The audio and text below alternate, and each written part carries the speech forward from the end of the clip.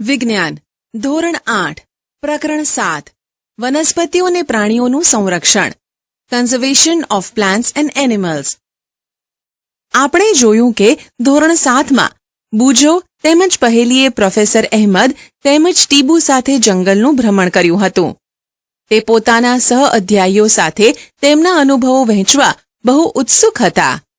વર્ગના બીજા વિદ્યાર્થીઓ પણ પોતપોતાના અનુભવ બતાવવા અત્યંત ઉત્સુક હતા, કારણ કે તેમાંથી કેટલાક ભરતપુર અભયારણ્ય ભ્રમણ કરવા ગયા હતા, કેટલાકે કાઝીરંગા રાષ્ટ્રીય ઉદ્યાન, લોકચાઉ વાઇલ્ડ લાઇફ અભયારણ્ય તથા ગ્રેટ નિકોબાર બાયોસ્ફિયર રિઝર્વ વાઘ સંરક્ષિત વિસ્તાર વગેરે વિશે સાંભળ્યું હતું.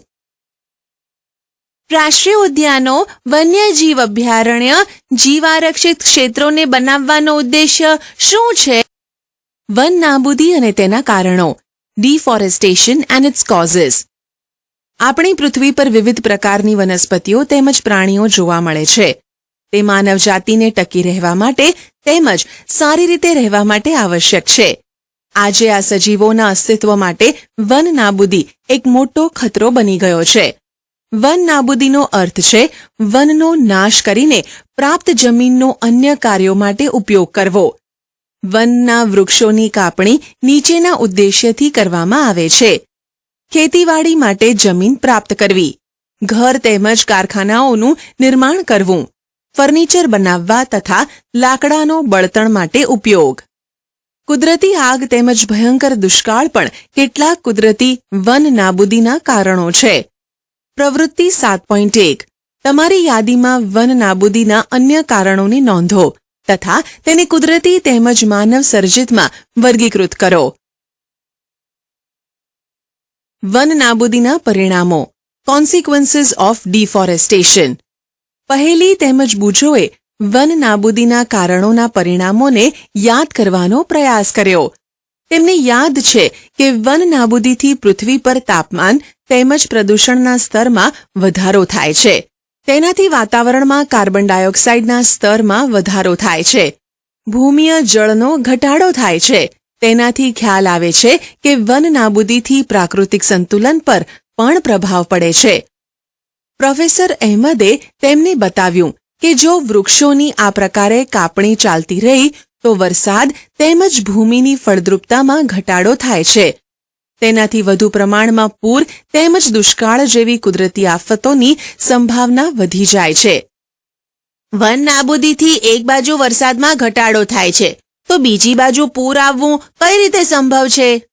યાદ રાખો કે વનસ્પતિને પ્રકાશ સંશ્લેષણ માટે કાર્બન ડાયોક્સાઇડની જરૂર હોય છે. ઓછા વૃક્ષોનો અર્થ છે કે કાર્બન ડાયોક્સાઇડના ઉપયોગમાં ઘટાડો થવો, જેનાથી વાતાવરણમાં તેની માત્રા વધી જાય છે. કારણ કે કાર્બન ડાયોક્સાઇડ પૃથ્વી દ્વારા પરાવર્તિત ઉષ્મીય કિરણોને શોષી લે છે, એટલે તેની માત્રાના વધારાના પરિણામે ગ્લોબલ વોર્મિંગ થાય છે. પૃથ્વીના તાપમાનમાં વધારાથી જલચક્રનું સંતુલન બગડી જાય છે અને વરસાદમાં ઘટાડો થાય છે, જેના કારણે દુષ્કાળ એટલે કે ડ્રોટ્સ આવે છે. ભૂમિના ગુણધર્મોમાં પરિવર્તનનું મુખ્ય કારણ વન નાબૂદી છે. કોઈ પણ ક્ષેત્રમાં ભૂમિના ભૌતિક ગુણધર્મો પર વનસ્પતિ ઉછેર અને વૃક્ષોની અસર પડે છે. ધોરણ 7ને યાદ કરો કે વૃક્ષ કેવી રીતે જમીનના ધોવાણને અટકાવે છે. ભૂમિ પર વૃક્ષોની માત્રા ઘટવાના કારણે ભૂમિનું ધોવાણ વધે છે. ભૂમિનું ઉપરનું પડ કે સ્તર દૂર કરવાથી નીચેના સખત પથ્થરોમાં સ્તરો દેખાય છે, જેનાથી ભૂમિમાં સેન્દ્રિય પદાર્થો એટલે કે સડતા કાર્બનિક પદાર્થો હ્યુમસનો ઘટાડો થાય છે તથા તેની ફળદ્રુપતામાં પણ ઘટાડો થાય છે. ધીમે ધીમે ફળદ્રુપ ભૂમિ રણમાં ફેરવાઈ જાય છે, જેને રણ નિર્માણ એટલે કે ડેઝર્ટિફિકેશન કહે છે. વન નાબૂદીના કારણે ભૂમિની જલ સંગ્રહ ક્ષમતામાં પણ ઘટાડો થાય છે તથા ભૂમિની ઉપરના પડની મારફતે નીચેના સ્તરોમાં પાણી પ્રવેશવાની ક્રિયામાં અસર ઊભી થાય છે, જેના પરિણામ સ્વરૂપે પૂર આવે છે. ભૂમિના અન્ય ગુણધર્મો જેવા કે પોષક તત્વો, બંધારણ વગેરે પર વન નાબૂદીની અસર થાય છે. આપણે ધોરણ 7માં અભ્યાસ કર્યો કે વનમાંથી આપણને અનેક ઉત્પાદનો પ્રાપ્ત થાય છે. તે ઉત્પાદનોની યાદી બનાવો. જો આપણે વૃક્ષોને સતત કાપતા રહીશું તો શું આ ઉત્પાદનોની તંગીનો પણ સામનો કરવો પડશે? પ્રવૃત્તિ 7.2 કેવી રીતે વન નાબૂદીથી વન્ય પ્રાણીઓ પણ પ્રભાવિત થાય છે? આ કારણોની યાદી બનાવો અને પોતાના વર્ગમાં તેની ચર્ચા કરો. વન તેમજ વન્ય જીવનનું સંરક્ષણ. Conservation of forest and wildlife. વન નાબૂદીની અસરો જાણ્યા બાદ પહેલી અને બૂજો ચિંતિત હતા. તે પ્રોફેસર અહેમદ પાસે ગયા તથા તેઓએ પૂછ્યું કે વન તેમજ વન્ય પ્રાણીઓને કેવી રીતે બચાવી શકાય? જીવાવરણ પૃથ્વીનો એ ભાગ છે કે જેમાં સજીવો વસવાટ કરે છે અથવા જે જીવનને આધાર આપે છે. જૈવ વિવિધતાનો અર્થ છે કે પૃથ્વી પર જોવા મળતા વિભિન્ન સજીવો, તેઓની વચ્ચે આંતર સંબંધ અને તેઓનો પર્યાવરણ સાથેનો સંબંધ. પ્રોફેસર અહેમદે પહેલી, બૂજો તેમજ તેમના સહઅધ્યાયીઓ માટે જૈવાવરણ સુરક્ષિત ક્ષેત્રની મુલાકાત માટેનું આયોજન કર્યું. તેના માટે તેઓએ પંચમઢી જૈવાવરણ સુરક્ષિત ક્ષેત્રની પસંદગી કરી. તે જાણતા હતા કે આ ક્ષેત્રની વનસ્પતિઓ અને પ્રાણીઓ ઉપરી હિમાલયની શૃંખલાઓ તેમજ નીચાણવાળા પશ્ચિમ ઘાટ વિસ્તારના પ્રાણીઓ અને વનસ્પતિઓને સમાન છે. પ્રોફેસર અહેમદને વિશ્વાસ હતો કે આ ક્ષેત્રની જૈવ વિવિધતા આગવી છે. તેઓએ વન કર્મચારી શ્રી માધવજીને જૈવાવરણ સંરક્ષિત ક્ષેત્રમાં વિદ્યાર્થીઓનું માર્ગનિર્દેશન કરવાનો અનુરોધ કર્યો. તેઓએ જણાવ્યું કે જૈવિક મહત્વ ધરાવતા ક્ષેત્રનો સંરક્ષણ એટલે કે બચાવ એ આપણી રાષ્ટ્રીય પરંપરાનો એક ભાગ છે. માધવજીએ વિદ્યાર્થીઓને સમજાવ્યું કે આપણા વ્યક્તિગત પ્રયત્નો તેમજ સમાજના પ્રયત્નોથી વિશેષ સરકારી સંસ્થાઓ પણ વન તેમજ વન્ય પ્રાણીઓના રક્ષણ માટે કાર્યરત છે. સરકાર તેઓની સુરક્ષા અને સંરક્ષણ હેતુ માટે નિયમ, પદ્ધતિઓ અને યોજનાઓ બનાવે છે. વન્ય પ્રાણી અભયારણ્ય, રાષ્ટ્રીય ઉદ્યાન, જૈવાવરણ સુરક્ષિત ક્ષેત્ર વગેરે વનસ્પતિઓ અને પ્રાણીઓ માટે સંરક્ષિત તેમજ સુરક્ષિત ક્ષેત્ર છે. વનસ્પતિઓ અને પ્રાણીઓ અને તેમના નિવાસોની સંરક્ષણ માટે તેમને સુરક્ષિત ક્ષેત્ર જાહેર કરવામાં આવેલ છે, જેને અભયારણ્ય, રાષ્ટ્રીય ઉદ્યાન અને જૈવાવરણ આરક્ષિત વિસ્તાર કહીએ છીએ. વૃક્ષારોપણ, ખેતી, ચરવું, વૃક્ષોની કાપણી, શિકાર, ચામડું પ્રાપ્ત કરવા માટે શિકાર વગેરે આ ક્ષેત્રોમાં પ્રતિબંધ હોય છે. અભયારણ્ય એવો વિસ્તાર જ્યાં પ્રાણીઓ તેમજ તેના નિવાસ કોઈ પણ પ્રકારના ખલેલથી સુરક્ષિત હોય છે. રાષ્ટ્રીય ઉદ્યાન વન્ય પ્રાણીઓ માટે આરક્ષિત ક્ષેત્ર જ્યાં તે સ્વતંત્ર રૂપે નિવાસ તેમજ પ્રાકૃતિક સંસાધનોનો ઉપયોગ કરી શકે. જૈવાવરણ આરક્ષિત વિસ્તાર વન્ય સજીવો, વનસ્પતિઓ તેમજ પ્રાણીઓ અને તે વિસ્તારના આદિવાસીઓનો પારંપરિક રીતે જીવન પર્યાય હેતુ માટે વિશાળ સુરક્ષિત વિસ્તાર એટલે કે ક્ષેત્ર. પ્રવૃત્તિ 7.3 તમારા જિલ્લા, રાજ્ય તેમજ દેશના રાષ્ટ્રીય ઉદ્યાનો, વન્ય પ્રાણી અભયારણ્યો તેમજ જૈવાવરણ સુરક્ષિત પ્રદેશોની સંખ્યા શોધો તથા કોષ્ટક 7.1ની પૂર્તતા કરો. આ ક્ષેત્રો તમારા રાજ્ય તેમજ ભારતના રેખાચિત્રમાં દર્શાવો. કોષ્ટક 7.1 સંરક્ષણ માટે સુરક્ષિત વિસ્તાર. સંરક્ષિત વિસ્તાર રાષ્ટ્રીય ઉદ્યાન, વન્ય પ્રાણી અભયારણ્ય, જૈવાવરણ આરક્ષિત વિસ્તાર. મારા જિલ્લામાં, મારા રાજ્યમાં, મારા દેશમાં. જૈવ આરક્ષણ વિસ્તાર બાયોસ્ફિયર રિઝર્વ. પ્રોફેસર અહેમદ તેમજ માધવજીની સાથે વિદ્યાર્થીઓએ જૈવ આરક્ષણ વિસ્તારમાં પ્રવેશ કર્યો.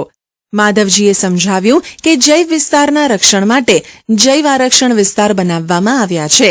જેમ કે તમે જાણો છો કે જૈવ વિવિધતા એટલે કોઈ પણ ક્ષેત્રમાં જોવા મળતી બધી વનસ્પતિઓ, પ્રાણીઓ અને સૂક્ષ્મ જીવોની વિભિન્ન પ્રજાતિઓ. કોઈ પણ ક્ષેત્રનો જૈવ આરક્ષિત વિસ્તાર તે ક્ષેત્રની જૈવ વિવિધતા તેમજ સંસ્કૃતિને જાળવી રાખવામાં સહાયક હોય છે. કોઈ પણ જૈવાવરણ આરક્ષિત વિસ્તારની અંતર્ગત અન્ય સુરક્ષિત વિસ્તાર પણ હોઈ શકે છે.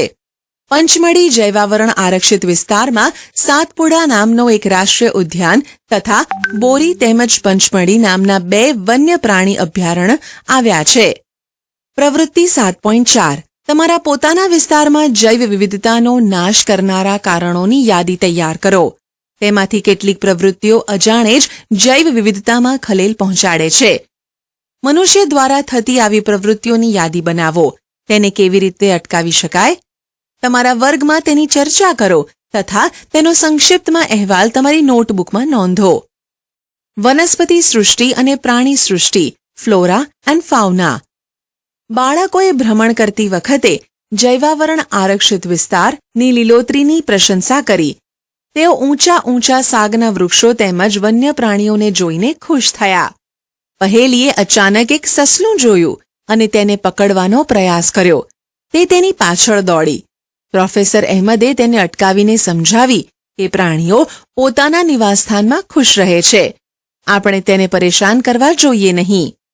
માધવજીએ સમજાવ્યું કે કેટલાક પ્રાણીઓ તેમજ વનસ્પતિઓ કોઈ વિશિષ્ટ વિસ્તારમાં જોવા મળે છે. આવા વિશિષ્ટ વિસ્તારમાં જોવા મળતી વનસ્પતિઓને તે વિસ્તારની વનસ્પતિ સૃષ્ટિ એટલે કે ફ્લોરા અને પ્રાણીઓને પ્રાણી સૃષ્ટિ એટલે કે ફૌના કહેવાય છે. સાલ, સાગ, આંબો, જાંબુ, હંસરાજ, અર્જુન વગેરે વનસ્પતિ સૃષ્ટિ છે તથા ચિંકારા, નીલગાય, બાર્કિંગ ડિયર, ભસતું હરણ, ચિત્તલ, દીપડો, જંગલી કૂતરો, વરુ વગેરે પંચમળી આરક્ષિત વિસ્તારની પ્રાણી સૃષ્ટિ છે. પ્રવૃત્તિ 7.5 તમારા આસપાસના વિસ્તારમાં આવેલ વનસ્પતિ સૃષ્ટિ અને પ્રાણી સૃષ્ટિ ઓળખવાનો પ્રયાસ કરો તથા તેની યાદી બનાવો. સ્થાનિક જાતિઓ, એન્ડેમિક સ્પીશીઝ. બાળકો ઝડપથી શાંતિપૂર્વક ગાઢ જંગલમાં પ્રવેશ્યા. બાળકો એક વિશાળ ખિસકોલીને જોઈને આશ્ચર્યચકિત થઈ ગયા. આ ખિસકોલીની પૂંછડી મોટી પીંછાકાર છે. તેઓ તેના વિશે જાણવા ખૂબ જ ઉત્સુક છે. માધવજીએ જણાવ્યું કે તેને વિશાળ ખિસકોલી કહે છે અને તે આ વિસ્તારની સ્થાનિક જાતિ છે. વનસ્પતિઓ અને પ્રાણીઓની એવી જાતિઓ કે જે કોઈ એક જ ક્ષેત્રમાં વિશિષ્ટ રૂપે જોવા મળે તેને સ્થાનિક જાતિ કહે છે. તે કોઈ અન્ય વિસ્તારમાં પ્રાકૃતિક રૂપે જોવા મળતી નથી. કોઈ વિશિષ્ટ પ્રકારની વનસ્પતિઓ તેમજ પ્રાણીઓ કોઈ વિસ્તાર, રાજ્ય તથા દેશની સ્થાનિક જાતિ હોઈ શકે છે. માધવજીએ પંચમળી જૈવાવરણ આરક્ષિત ક્ષેત્રમાં આવેલ સાલ અને જંગલી આંબાના ઝાડને બતાવીને સ્થાનિક વનસ્પતિઓનું ઉદાહરણ આપ્યું. બાયસન, જંગલી બળદ, ભારતીય વિશાળ ખિસકોલી અને ઉડતી ખિસકોલી આ વિસ્તારના સ્થાનિક પ્રાણીઓ છે. મેં સાંભળ્યું છે કે કેટલીક સ્થાનિક જાતિઓ લુપ્ત થઈ શકે છે. શું તે સાચું છે? પ્રોફેસર અહેમદે જણાવ્યું કે તેમના નિવાસ એટલે કે રહેઠાણનો નાશ થવાથી અને વસ્તી વધારાથી અને ત્યાં નવી જાતિઓને લાવવાથી સ્થાનિક જાતિના કુદરતી નિવાસ અને તેમના અસ્તિત્વને પણ જોખમ થઈ શકે છે. જાતિ એટલે કે સ્પીશીઝ એ સજીવોની વસ્તીનો એવો સમૂહ છે કે જે એકબીજા સાથે આંતરપ્રજનન કરવા માટે સક્ષમ હોય છે. તેનો અર્થ એ છે કે એક જાતિના સભ્યો અન્ય જાતિઓ સિવાય માત્ર પોતાની જાતિના સભ્યો સાથે જ પ્રજનનક્ષમ સંતતિનું નિર્માણ કરી શકે છે. એક જ જાતિના સભ્યો સામાન્ય લક્ષણો ધરાવે છે. પ્રવૃત્તિ 7.6 તમે જે વિસ્તારમાં વસવાટ કરો છો તે વિસ્તારની સ્થાનિક વનસ્પતિઓ અને પ્રાણીઓની જાણકારી મેળવો. વન્ય પ્રાણી અભયારણ્ય, વાઇલ્ડ લાઇફ સેન્ચ્યુરી. તરત જ પહેલીએ એક બોર્ડ જોયું જેની ઉપર પંચમળી વન્ય પ્રાણી અભયારણ્ય લખ્યું હતું. પ્રોફેસર અહેમદે જણાવ્યું કે આરક્ષિત જંગલોની જેમ કેટલાક એવા વિસ્તાર છે જ્યાં વન્ય પ્રાણીઓ સુરક્ષિત તેમજ સંરક્ષિત રહે છે. તેને વન્ય પ્રાણી અભયારણ્ય કહે છે. માધવજી આગળ જણાવે છે કે અભયારણ્ય એ જગ્યા છે જ્યાં પ્રાણીઓનો શિકાર કરવો અથવા તેને પકડવા એટલે કે કેદ માટે સંપૂર્ણ પ્રતિબંધ હોય છે. કેટલાક મહત્વપૂર્ણ સંકટમાં મુકાયેલા જંગલી પ્રાણીઓ જેવા કે કાળું હરણ, શ્વેત આંખોવાળું હરણ, હાથી, સોનેરી બિલાડી, ગુલાબી શીર્ષવાળું બતક, ઘડિયાળ, કાદવમાં રહેતો મગર, અજગર, ગેંડા વગેરે આપણા વન્ય પ્રાણી અભયારણ્યોમાં સુરક્ષિત તેમજ સંરક્ષિત છે. ભારતીય અભયારણ્યોમાં આગવા વિસ્તારો મોટા સપાટ જંગલો, પહાડી જંગલો તથા મોટી નદીઓના મુખ ત્રિકોણ પ્રદેશની ઝાડીવાળી જમીન અથવા ઝાડીઓ છે. એ અફસોસની વાત છે કે સંરક્ષિત જંગલો પણ વન્ય પ્રાણીઓ માટે સુરક્ષિત નથી, કારણ કે તેની આસપાસના ક્ષેત્રમાં રહેવાવાળા લોકો તેનો અતિ ઉપયોગ કરીને નષ્ટ કરી દે છે. બાળકોને તેમની પ્રાણી સંગ્રહાલયની મુલાકાત યાદ કરાવવામાં આવે છે. તેઓ યાદ કરે છે કે પ્રાણી સંગ્રહાલય પણ એવું સ્થાન છે કે જ્યાં પ્રાણીઓને રક્ષણ મળે છે. પ્રાણી સંગ્રહાલય એટલે કે ઉદ્યાન અને અભયારણ્યમાં શું તફાવત છે? પ્રવૃત્તિ 7.7 નજીકના પ્રાણી સંગ્રહાલયની મુલાકાત કરો. ત્યાંના પ્રાણીઓને કઈ પરિસ્થિતિમાં રાખવામાં આવ્યા છે તેનું અવલોકન કરો. તે પ્રાણીઓના જીવન માટે યોગ્ય છે? શું પ્રાણીઓ કુદરતી નિવાસસ્થાન કરતાં કૃત્રિમ નિવાસસ્થાનમાં રહી શકે છે? તમારા મત મુજબ પ્રાણીઓ તેના કુદરતી નિવાસસ્થાનમાં આરામથી વસવાટ કરી શકે છે કે પ્રાણી ઉદ્યાનમાં? રાષ્ટ્રીય ઉદ્યાન, નેશનલ પાર્ક. રોડની સાઇડ પર એક બોર્ડ લગાવેલું હતું, જેના પર લખ્યું હતું કે સાતપુડા રાષ્ટ્રીય ઉદ્યાન. બાળકો હવે ત્યાં જવા માટે ઉત્સુક હતા. માધવજીએ તેમને જણાવ્યું કે આ વિશાળ આરક્ષિત ક્ષેત્ર છે તથા પર્યાવરણના સંપૂર્ણ નિવસન તંત્રનું સંરક્ષણ કરવા માટે પર્યાપ્ત છે. તેને રાષ્ટ્રીય ઉદ્યાન કહે છે. તે વનસ્પતિ જાત, પ્રાણી જાત, ભૂમિ વિસ્તાર તથા ઐતિહાસિક વસ્તુઓનું સંરક્ષણ કરે છે. સાતપુડા રાષ્ટ્રીય ઉદ્યાન ભારતનું પ્રથમ આરક્ષિત જંગલ છે. આ જંગલમાં ઉચ્ચ પ્રકારના સાગ જોવા મળે છે. સાતપુડા રાષ્ટ્રીય ઉદ્યાનમાં ખડકોના આશ્રય એટલે કે ગુફાઓ પણ આવેલ છે. ત્યાં જંગલોમાં મનુષ્યની ગતિવિધિઓની પ્રાગૈતિહાસિક સાબિતી છે. તે આપણને આદિમાનવના જીવન વિશે ખ્યાલ આપે છે. પથ્થરોની આ ગુફાઓમાં ચિત્રકામ પણ જોવા મળે છે. પંચમઢી જૈવાવરણ સુરક્ષિત વિસ્તારમાં 55 ગુફાઓની ઓળખ થઈ ચૂકી છે. આ કલાકૃતિઓમાં પ્રાણીઓ તેમજ મનુષ્ય લડતા, શિકાર કરતા, નૃત્ય તેમજ વાદ્યયંત્રો વગાડતા દર્શાવવામાં આવ્યા છે. આજે પણ અનેક આદિવાસી જંગલમાં રહે છે. બાળકો જેવા આગળ વધ્યા તેઓને એક બોર્ડ જોવા મળ્યું, જેના પર લખેલું હતું સાતપુડા વાઘ આરક્ષિત વિસ્તાર. માધવજી જણાવે છે કે આપણી સરકારે વાઘના સંરક્ષણ માટે પ્રોજેક્ટ ટાઈગર અમલમાં મૂક્યો છે. આ પ્રોજેક્ટનો ઉદ્દેશ આપણા દેશમાં વાઘના જીવન અને વાઘની વસ્તીની જાળવણી કરવાનો છે. શું આ જંગલમાં હજુ પણ વાઘ જોવા મળે છે? મને આશા છે કે હું વાઘ જોઈ શકીશ. વાઘ એ એવી જાતિઓમાંથી એક છે કે જે ધીરે ધીરે જંગલોમાંથી નાશ પામી રહી છે, પરંતુ સાતપુડા આરક્ષિત ક્ષેત્રમાં વાઘોની સંખ્યામાં વધારો થઈ રહ્યો છે. એટલે કે તે સંરક્ષણનું આગવું ઉદાહરણ છે. કોઈક સમયે સિંહ, હાથી, જંગલી ભેંસ તથા સાબર પણ સાતપુડા રાષ્ટ્રીય ઉદ્યાનમાં જોવા મળતા હતા. એવા પ્રાણીઓ કે જેની સંખ્યા એક નિર્ધારિત સીમાથી ઓછી થઈ જાય છે અને તે લુપ્ત થઈ શકે છે, તેવા પ્રાણીઓને નાશપ્રાય જાતિ કહે છે.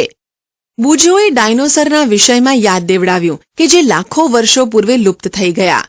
કેટલાક સજીવોના કુદરતી નિવાસમાં ખલેલ ઊભી થવાથી તેના અસ્તિત્વ માટે ખતરો ઊભો થાય છે. શું માત્ર મોટા પ્રાણીઓને જ લુપ્ત થવાનો ખતરો છે? માધવજીએ પહેલીને જણાવ્યું કે નાના પ્રાણીઓને મોટા પ્રાણીઓ કરતાં લુપ્ત થવાનો ભય ઘણો વધારે હોય છે. ક્યારેક આપણે સાપ, દેડકા, ગરોળી, ચામાચીડિયા અને ઘુવડને નિર્દયતાથી મારી નાખીએ છીએ અને નિવસન તંત્રમાં તેમના મહત્વ વિશે વિચારતા પણ નથી. તેઓને મારીને આપણે આપણી જાતને નુકસાન પહોંચાડીએ છીએ. ભલે તે કદમાં નાના હોય, પરંતુ નિવસન તંત્રમાં તેઓના યોગદાનને નજરઅંદાજ ન કરી શકાય. તે આહાર જાળ અને આહાર શૃંખલાનો ભાગ છે, જેના વિશે તમે ધોરણ 7માં અભ્યાસ કરી ચૂક્યા છો.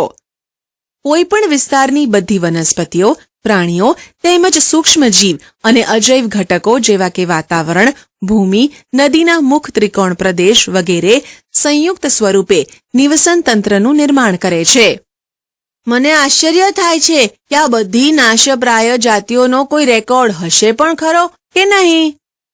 Red data book. Professor Ahmed બાળકોને રેડ ડેટા બુક વિશે સમજાવે છે. તે જણાવે છે કે રેડ ડેટા બુક એ એવું પુસ્તક છે જેમાં બધી નાશપ્રાય જાતિઓનો રેકોર્ડ રાખવામાં આવે છે.